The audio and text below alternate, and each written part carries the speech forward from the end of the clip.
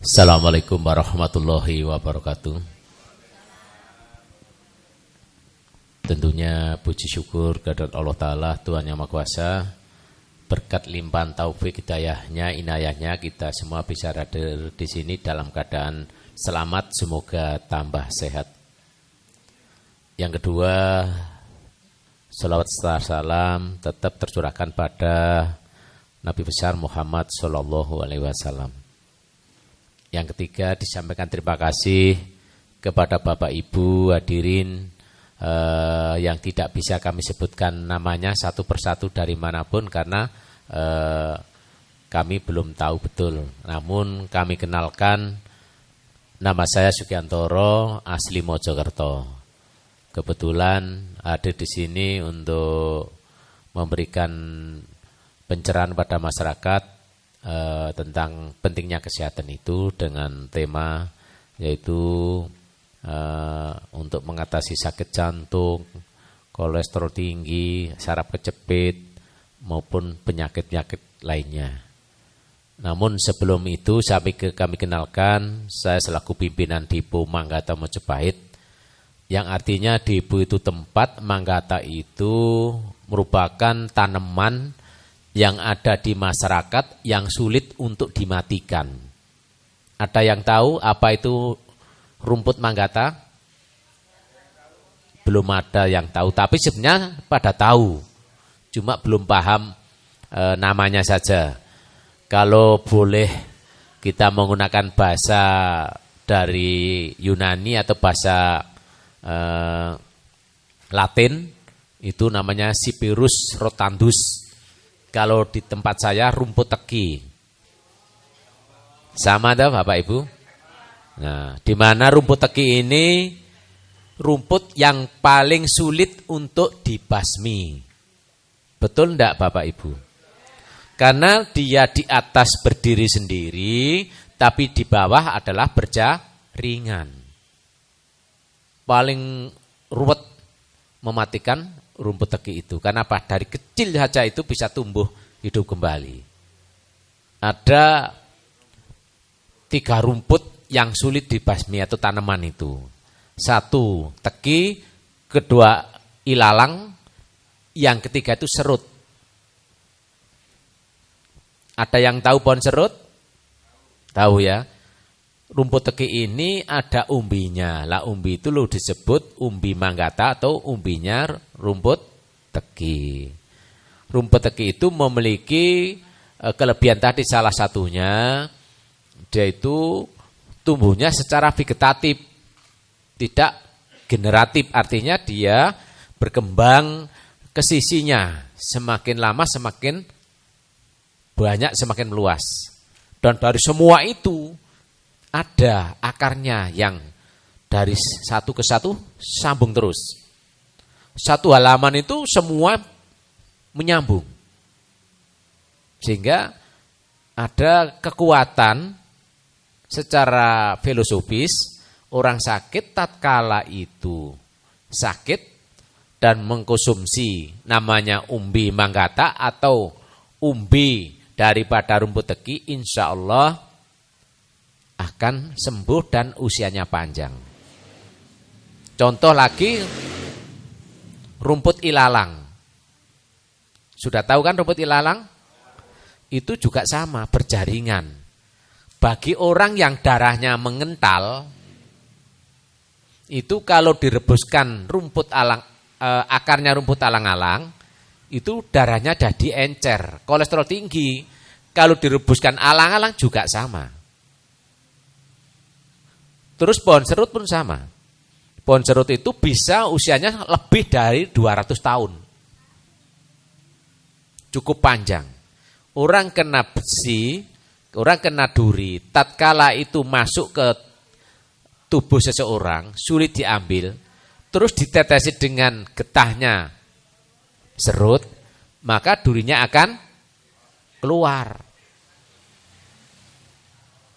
Nah, karena kita ini berasal dari nutfah, manusia ini adalah berasal dari nutfah, dari sari tanah, maka obat-obatan pun juga dari sari tanah. Depo tempat, Manggata sudah jelas. Terus Mojopahit itu adalah semangatnya. Di mana daerah Situbondo ini dulu pernah menjadi tempatnya Raden Wijaya. Ada yang tahu Raden Wijaya itu siapa? Menantunya Prabu Kertajaya, Raja Singosari yang terakhir. Pada saat itu Raja Kertajaya ini, Kertanegara ini paling ditakuti. Karena tentara Kublai Khan masuk ke Singosari, utusan itu bukan dihormati dengan itu, tapi telinganya dipotong. Akhirnya karena kerajaan Kertanegara ini, Singosari ini dihancurkan sama kerajaan Doho Kediri, yaitu Pangeran Jayakatwang, itu maka Raden Wijaya ini kerajaannya runtuh, lari ke Jember bersama 4 senopatinya. 1 Patih Nambi, Kebo Anabrang, Ronggolawe, sama Lembu Suro. Lari ke Jember, akhirnya terus berhenti di Panarukan itu, tempatnya dulu. Akhirnya ke Pelabuhan Jangkar ini, naik perahu ke daerah Madura. Kapalnya hancur, pecah, di Kali Anget itu istrinya tenggelam. Bertamu di sana, makanya di sana dikatakan Sumenep Sumekar itu. Namanya itu Sumenep. Sumenep itu Sum itu istrinya, Menep itu artinya tenggelam. Mekar itu karena sudah di laut, tubuhnya bengkak. Maka dimakamkan di Astatinggi itu. Makanya kota Sumenep itu ada hubungannya dengan kerajaan Mojopahit. Akhirnya Prabu atau Raden Wijaya ini lari ke Surabaya lewat Pamekasan, Bangkalan sana. Akhirnya membangun sebuah kampung. Namanya apa? Kampungnya itu di daerah Pasar Turi. Dulu itu masyarakat sana itu yang dijual di pasar itu namanya sana bukan Pasar Turi sebenarnya, pasar murah, sayur-sayuran itu. Itu yang didagangkan Pasar Turi, maka disebut Pasar Turi karena di sana itu. Terus kampung itu berkembang. Yang di sana itu akhirnya di mana pusat kerajaan Mojopahit itu pertama didirikan? Di Surabaya. Di daerah Genteng Kali sana. Ada namanya Kalibokor, adanya Kepatian. Sebenarnya kalau tahu persisnya kerajaan Mojopahit itu ya di kantor Gubernur Jawa Timur itu, di Jalan Tunjungan itu. Itu pusat kerajaan Mojopahit pertama kali didirikan. Pada saat karena diserang sama orang yang suka dengan permaisuri Raden Wijaya itu, maka istri permaisurinya meninggal di Sungai Bokor itu, Sungai Mas itu, maka hancurlah sana oleh namanya orang yang bisa alih wujud. Orang dulu kan pada sekti Bapak Ibu. Ada yang berupa ikan suro, ada yang berwujud buaya. Makanya kerajaan itu dipindahkan ke Trowulan, Mojokerto. Kenapa dipindahkan sana? Karena pada saat membangun kerajaan di Surabaya, Raden Wijaya itu ketemu namanya, tahu ibunya kalau Gemet itu, yang rumahnya di daerah Mojokerto Trowulan di Lebak Jabung, cucunya dari Ki Jabung itu, Kiai Jabung itu. Nah disitulah kerajaan dipindahkan ke Trowulan itu. Nah itulah semangat Mojopahit, itulah yang mempersatukan Nusantara. Inilah kami pakai nama Depo Manggata Mojopahit. Artinya tempat obat atau jamu dengan memiliki rasa persatuan. Apa? Sumpahnya programnya zaman Mojopahit itu zaman Raden Wijaya yang dikenal sekarang Prabu Brawijaya. Sebenarnya Raja Mojopahit enggak ada yang namanya Brawijaya itu. Yang ada itu Raden Wijaya, anak turunnya itu disebut Brawijaya I, Brawijaya II, Brawijaya III sampai Brawijaya ke-7. Bre itu keturunan. Brewirabumi seperti itu. Nah ini Brawijaya I sampai 7. Nah dengan programnya adalah sumpah. Sumpah itu janjinya, kalau sekarang visi misi kalau Pak Kades atau Pak Bupati. Visi misinya yaitu sumpah Hamukti Palopo. Hamukti itu artinya mulia, sejahtera, itu namanya Hamukti. Karena bahasa Jawa itu tidak ada A, Hono Coroko. Seperti kerajaan di Jogja maupun Solo. Hamengku Bumi, Hamangkurat satu. Yang patihnya kalau di sana disebut Paku Bumi, Paku Buwono, Paku Alam. Nah, di sini patihnya namanya zaman Mojopahit dengan yang terkenal itu adalah Sagutrah. Nama aslinya Sagutrah. Pangkatnya itu adalah Senopati Gajah Mada karena memimpin pasukan gajah. Makanya disebut Patih Gajah Mada, tapi namanya itu adalah Sagutrah, putra desa di desa Ndander Bojonegoro. Kenapa kok Bojonegoro? Dulu kerajaannya itu di Surabaya, Gajah Mada itu Sagutrah itu rumahnya di Ndander. Ndander itu patih sama dengan dulu kepala desa dengan Cari. Cari itu sama dengan istrinya kepala desa, gandengannya bojone negoro itu.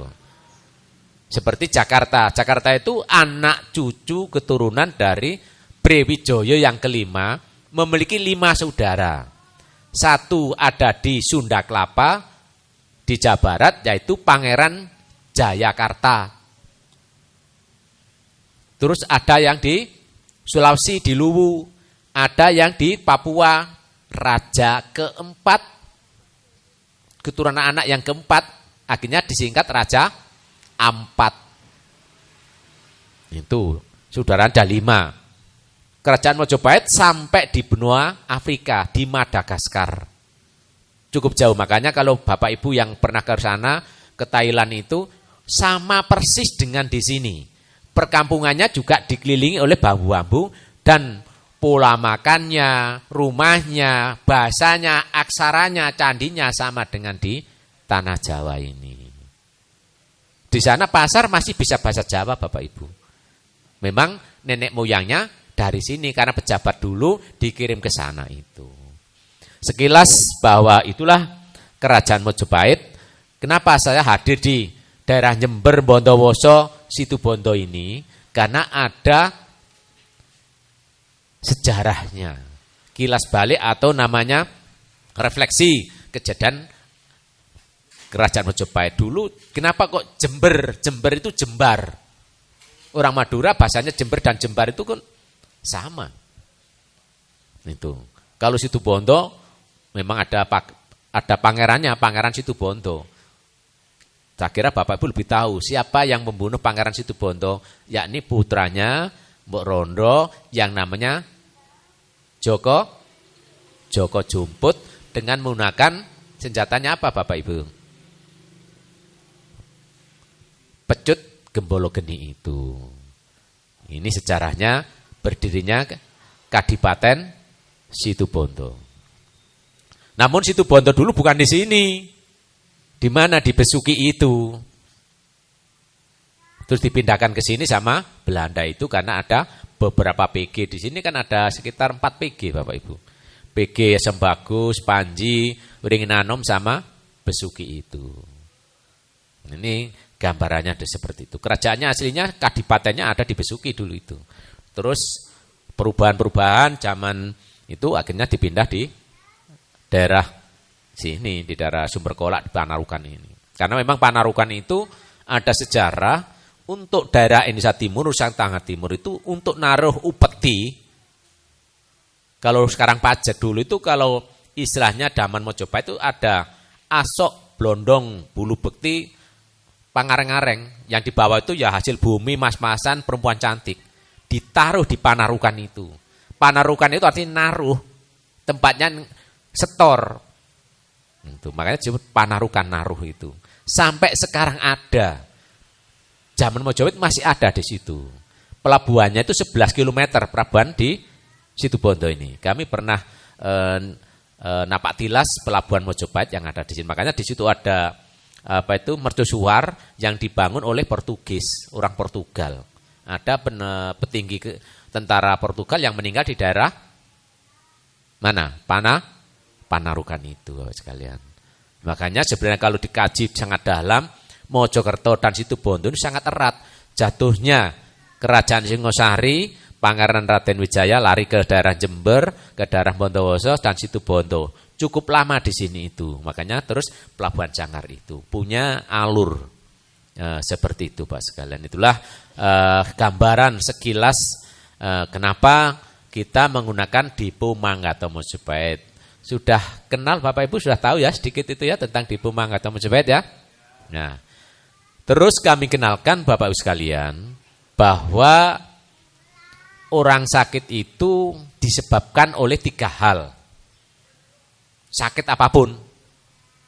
Satu adalah pola pikir, kedua adalah pola makan. Yang ketiga adalah penyakit. Orang sakit itu tidak harus ada penyakitnya. Kadang orang itu mikir apa berat, kepalanya jadi pusing. Terus akhirnya makannya tidak jelas, akhirnya tambah sakit. Terus kadang orang tidak makan ini, tidak makan itu, pilek. Ini kan penyakit. Penyakit kena flu. Flu itu disebabkan oleh virus atau bakteri. Di mana virus dan bakteri ini hidup dan berkembang biak di udara ini. Makanya pada saat debu banyak, orang mudah flu, mudah pilek. Karena debunya ini termasuk menghantar adalah bakteri atau virus yang di udara itu. Makanya rumah itu walaupun tertutup rapat, kalau kurang lebih 1 bulan tidak dimasuki, tidak dibuka, ternyata debunya semakin tebal. Walaupun ditutup rapat rumah itu. Kenapa? Karena udara ini juga membawa debu ke dalam rumah. Kenapa Allah menciptakan bulu di hidung ini untuk menyaring debu-debu dan kotoran serta virus tidak masuk ke dalam paru-paru. Nah, coba nggak ada rambutnya. Semua itu ada manfaatnya. Makanya pada saat Bapak Ibu umroh atau haji, pada saat melakukan pakai baju ihram, tawaf, itu tidak boleh mencabut bulu ataupun memotong kuku kalau belum waktunya tahallul. Karena haram. Kalau dilakukan, maka harus kena dam, menyembelih kambing. Tuh, ini gambarannya. Itu lah penyakit ini biasanya kalau zaman dulu orang sakit itu tidak seperti sekarang. Sekarang ini yang mendominasi atau yang paling banyak adalah disebabkan oleh pola makan yang tidak sehat. Ekonomi meningkat, gaya hidupnya berubah. Tidak mau makanan yang alami. Semua minta makanan yang instan, kaleng, yang diawetkan. Contoh, seseorang yang suka makan mie instan, bagi perempuan usia antara 12 sampai 20 biasanya mengalami gangguan hormonal. 1, lambungnya mudah enggak enak, mudah pusing, terus mudah keputihan, haidnya jadi nyeri, enggak lancar. Kalau dia rumah tangga sulit hamil, kalau hamil dia biasanya bisa di luar kandungan atau kelahirannya bisa prematur. Kalau lahir itu baik, anaknya itu kadang-kadang kena amandel. Sulit konsentrasi, 1,5 tahun belum bisa ngomong, 2 tahun belum bisa berjalan. Kalau bisa ngomong, bisa berjalan, anaknya sulit konsentrasi, mudah lupa. Disuruh apa-apa, dia lamban. Dampak dari makan mie instan. Kenapa kok bisa seperti itu? Karena lambungnya bermasalah, kena mie instan itu, terus bahan pengawet dan pewarnanya itu mempengaruhi pencernakan. Ini bahayanya orang yang suka makan mie. Boleh dibuktikan. Terus ada orang yang suka ikan laut, terus menerus suka cabai dan garam. Biasanya kolesterolnya tinggi, tensinya juga tinggi. Biasanya orang seperti ini dari atas kepala sampai ujung jari sebelah kiri itu biasanya ngalami gangguan kesemutan, kaku, dan sebagainya. Lihat golongan darahnya. Ada yang sebelah kanan sampai bawah.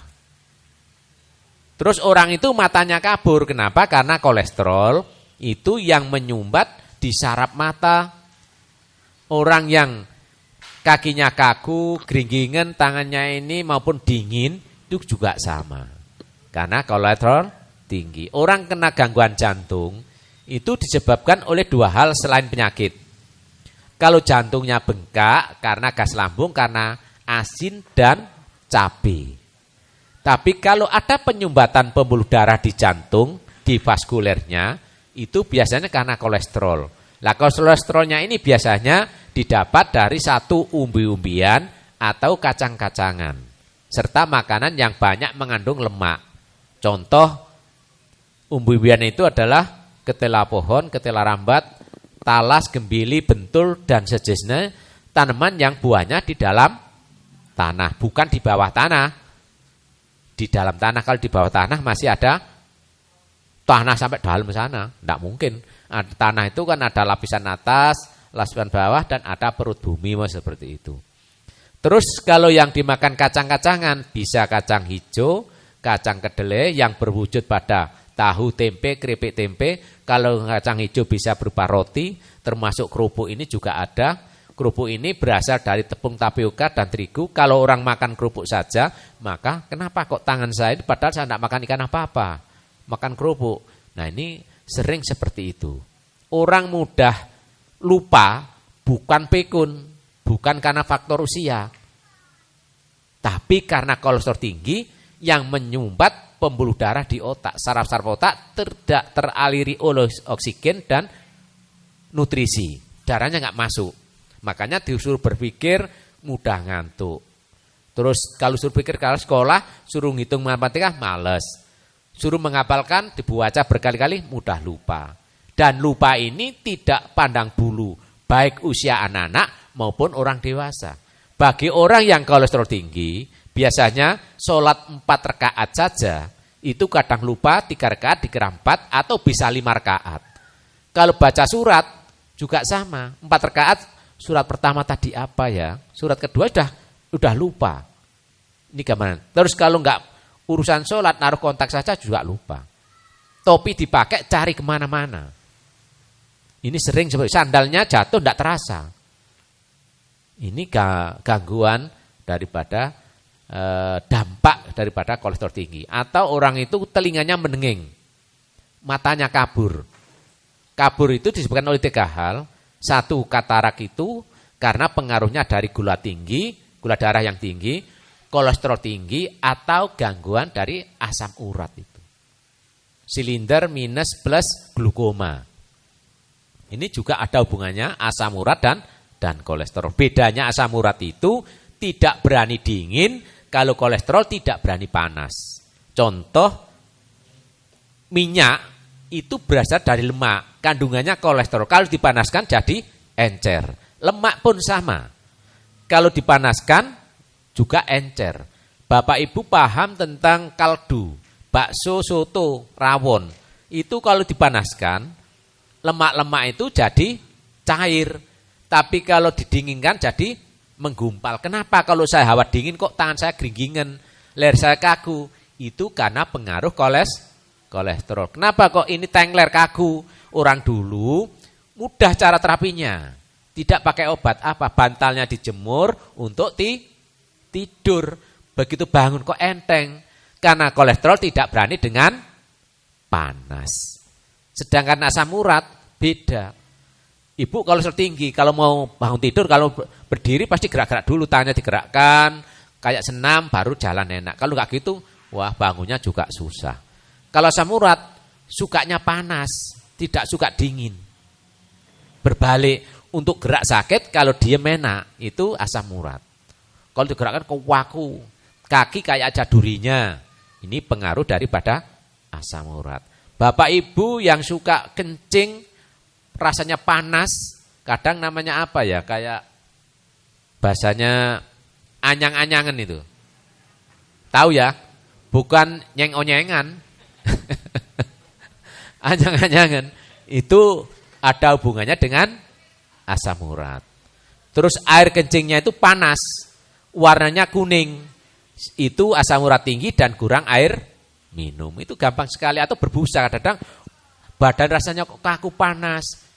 Nah, ternyata kencingnya itu berbusa itu karena asam urat tinggi yang biasanya dampak dari makan kacang-kacangan dan umbi-umbian. Bagaimana dengan saraf kejepit? Saraf itu adalah merupakan kerapatan dari sel. Sel itu kalau rapat jadi saraf, saraf rapat jadi otot, otot rapat jadi daging, daging rapat jadi tubuh manusia. Sehingga sebenarnya saraf kejepit itu ya kurang tepat. Karena saraf nggak kejepit, masa ototnya manusia tuh keleweran kayak kabelison gitu kan enggak mungkin. Namun yang disebut kiasan saraf kejepit itu adalah di tulang punggung ini, rasanya nyeri sekali. Kalau orang Jawa menyebut encok. Sebenarnya itu peredaran darah tidak lancar, tersumbat oleh kolesterol. Ibaratnya selangnya air itu kena lumut, airnya tidak bisa berjalan dengan lancar. Itu harus dipahami.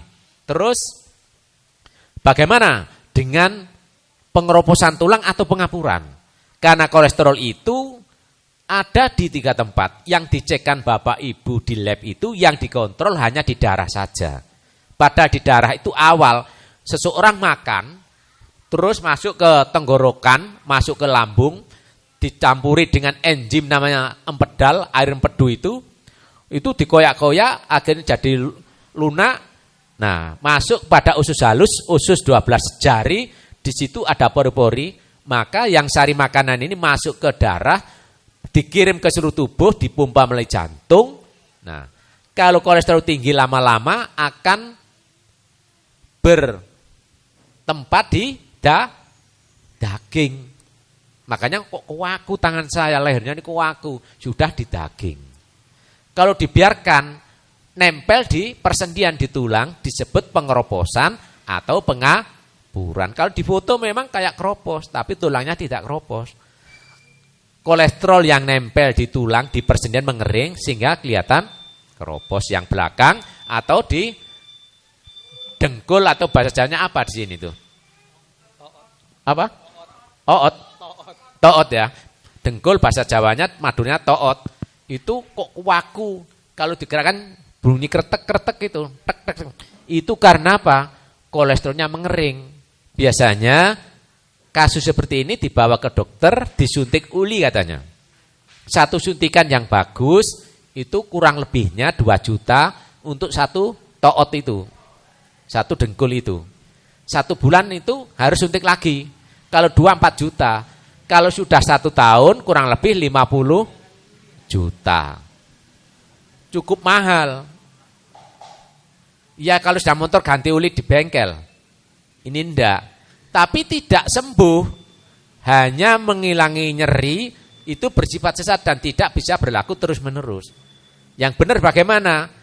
Cukup dengan dikompres dengan air hangat agak panas di persendian itu, plus kalau bisa memperbanyak makanan yang banyak mengandung umbi-umbian lapis, bawang merah dan bawang putih. Makanya kalau ada orang makan sate, kenapa kok banyak dikasih bawang merah? Ada yang tahu? Belum ya. Bawang merah ini mampu mereduksi, menetralisir kolesterol yang akan masuk dalam tubuh. Di lambung itu kalau ada bawang merahnya, kolesterol itu jadi jinak. Karena kolesterol itu ada yang jahat, ada yang jinak. Yang jinak inilah diperlukan tubuh untuk kebutuhan hidup ini, disalurkan ke seluruh tubuh. Yang jahat ini, yang keras ini biasanya mudah menyumbat pembuluh darah atau di persendian seperti itu. Makanya kalau gitu bagaimana caranya? Bisa bawang putih 2-3 siung dibakar, tidak boleh bawang putih dimakan mentah. Kalau dimakan mentah lambungnya belum tentu kuat. Yang kedua, bau mulut jadi kurang sedap. Sehingga kalau kita berbicara dengan orang lain nggak nyaman, baik yang diajak ngomong maupun yang ngomong. Kalau yang sadar yang ngomong ini, hati-hati tutup mulutnya. Tapi lu enggak ngomong, yang mendengarkan ini bingung. Berpolang-paling bukan lihat apa-apa, menghindari bau mulut itu. Ini di bawang putihnya. Makanya itu secara alami. Bagaimana mempercepat bagi orang yang stroke, kolesterol tinggi, saraf kejepit, biar cepat sehat. Ini bisa menggunakan produk herbal yang namanya Propitu. Propitu itu dibuat sedemikian rupa dari bahan alami yang mampu memperlancar peredaran darah dan untuk memicu kelancaran metabolisme di lambung. Lambung itu khususnya pencernakan, metabolisme jadi lancar. Itu gambarannya. Makanya bagi orang yang stroke, kalau dikasih makan pohung atau ketela pohon, tahu tempe, ikan laut, tidak sembuh-sembuh. Bagaimana dengan mata juga sama. Dilarang makan makanan yang banyak mengandung kolesterol tinggi. Kanker pun sama, tumor pun sama. Benjolan di tubuh manusia, rata-rata itu disebabkan oleh kolesterol tinggi. Kanker pun sama. Kanker tumor itu bisa tumbuh subur pada seseorang yang kolesterol tinggi. Berapa kolesterol yang normal itu? Kalau dicek di lab, itu dikatakan bagi kaum pria, 200 itu maksimal normal. Perempuan 180. Tapi pada saat 180, si perempuan atau ibu atau mbak itu sudah merasa nyeri, nggak enak. Si laki-laki pun sama, 200 itu juga nggak enak. Berapa normalnya standarnya? Nah ini gambaran saja. Kalau sepeda motornya Bapak Ibu itu speedometernya itu 160, apakah dinaikkan dengan kecepatan 160 per kilometer per jam? Itu enak enggak kira-kira? Enggak enak, belum pernah tahu saya itu. Mau speedometernya itu 180 terus gasnya ditancapkan, itu langsung lari enggak kuat, mobilnya gerak. Sudah, orang juga sama. Pada saat di 200 sudah mengganggu tentang kenyamanan dan kesehatan seseorang itu. Bagi kaum perempuan yang paling ideal kolesterol itu di kisaran sekitar 140 sampai 160. Untuk laki-laki 150 sampai 170. Baru enak rasanya. Bagaimana dengan kaum pria yang kolesterolnya sekitar 200 bahkan ada yang 300. Pada saat kaum pria kolesterolnya di atas 300, satu berbicara sudah mulai tidak jelas, bahasa Jawanya itu pelat. Kalau bicara R cenderung ke L. Terus sudah kurang jantan, tidak jantan alias hipotensi. Bagi kaum perempuan, kolesterol tinggi, sering keputihan, nyeri haid, dan di daerah kewanitaan banyak warna kayak jamuran putih-putih seperti itu. Ini yang terjadi pada Bapak dan Ibu. Bapak Ibu, itulah sekilas penjelasan tentang bagaimana sakit jantung, bagaimana seperti itu. Ini adalah gambar karena penyebabnya dari kolesterol. Bagi gas lambung, tadi saya sebutkan jantungnya bengkak. Kalau jantungnya ini bengkak lama, maka orang itu pingsan. Tapi kalau kolesterol tinggi, jantungnya ini tersumbat, akan di bypass namanya di ring. Ring jantung, satu ring yang bagus, 50 juta. Tapi orang itu tidak dijamin sehat. Karena di ring itu hanya bersifat sementara. Makanya jangan sampai ada yang di ring. Kenapa? Ada orang itu yang di ring sampai 5 masih sakit dan tidak sembuh. Kalau sudah di ring sudah lemah. Semuanya lemah. Hidupnya, semangatnya sudah lemah, gerakannya lemah, semuanya lemah. Kenapa? Karena jantung ini sangat penting sekali. Kalau sudah ada ringnya, itu sudah mengalami gangguan. Baiklah Bapak Ibu sekalian yang hormati, itu tadi penjelasan kami tentang manfaat atau pengaruh kolesterol terhadap saraf kejepit, sakit jantung dan sebagainya seperti itu. Kurang lebihnya maaf dan kami akhiri di Shirathul Mustaqim. Wassalamualaikum warahmatullahi wabarakatuh.